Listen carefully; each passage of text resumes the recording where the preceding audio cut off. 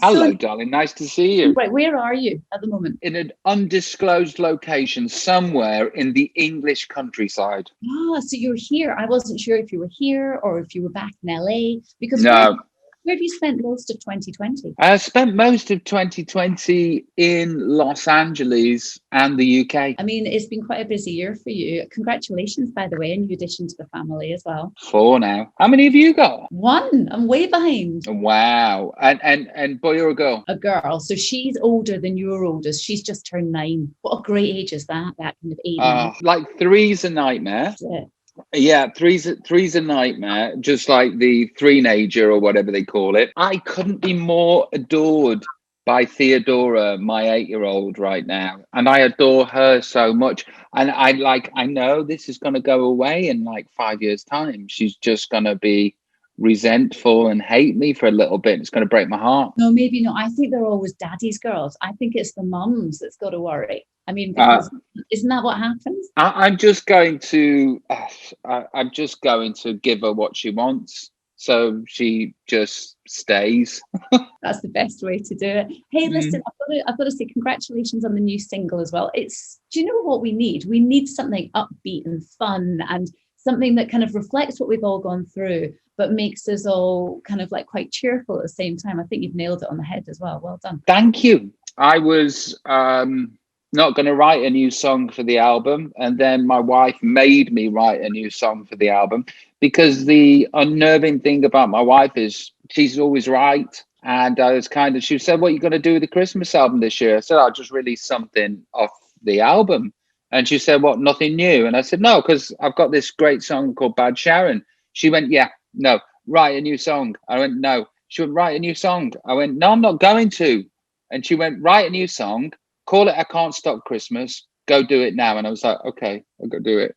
So it's all because of my wife. I love that. She's like your producer, your boss. Yeah. But the brilliant thing is, I mean, it does really reflect well what's going on. When did you all write it? Was it quite recent, or did you do it kind of earlier on in the year? I suppose it was August.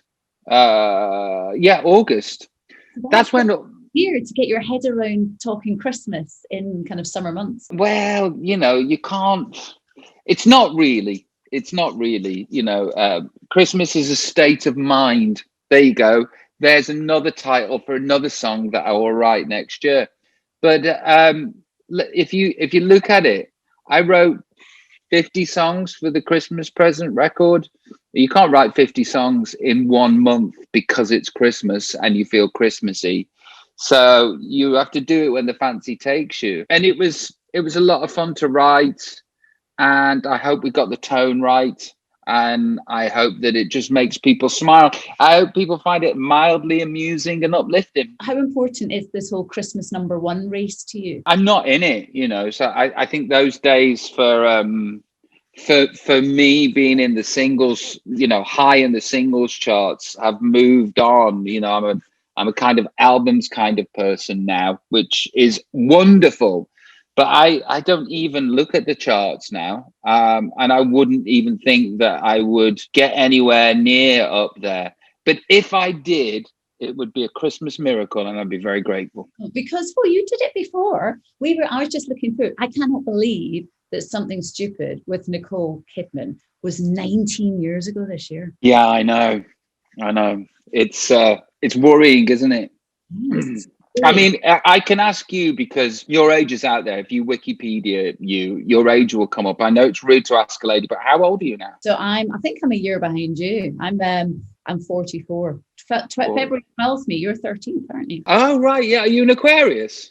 Yeah. Yeah. Lovely people, Aquarians. It is what it is, and we just bat on and try to make the best of what we've been given, and achieve all we can achieve with our meager time on the planet. But look, hey, you've been using your meager time on the planet well. So this year is 30 years since you started in the music industry. I guess, it's the first one you started with Take That. And if you look back at all that time, honestly, I can't believe it's been 30 years. Can you look back on all that time and kind of pinpoint any moment that you just go, highlight was absolutely then? And I know you've still got another 30 years, whatever to go, but is there any moment so far you go, that year was absolutely amazing.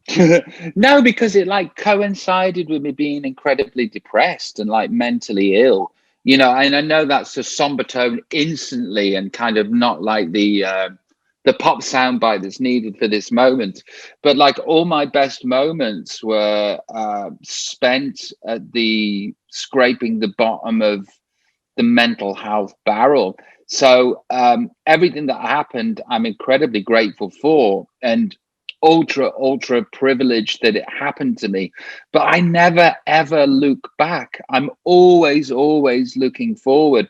I need purpose, and I need to keep going, and I need to have projects in front of me.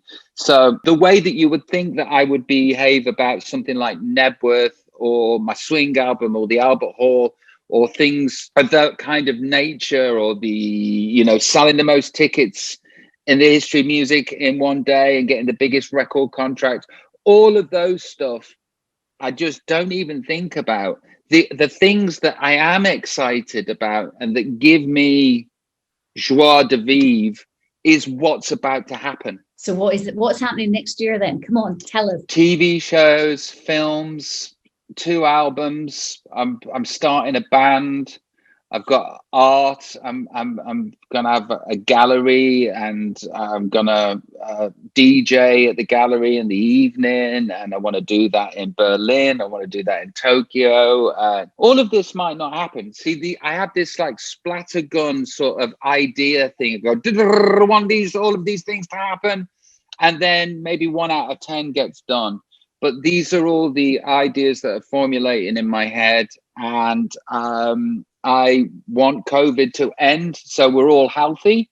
But on a personal, selfish level, I want COVID to end so I can just crack on with these projects. Yeah, well, it sounds good. Well, the exciting thing is everything you do now, you've got like this team, your family with you. So it'll all be different, and you'll have your groupies, which are the kids, which will be amazing. Yeah, well, they were homeschooled for a while, so they could come with me everywhere, which was amazing.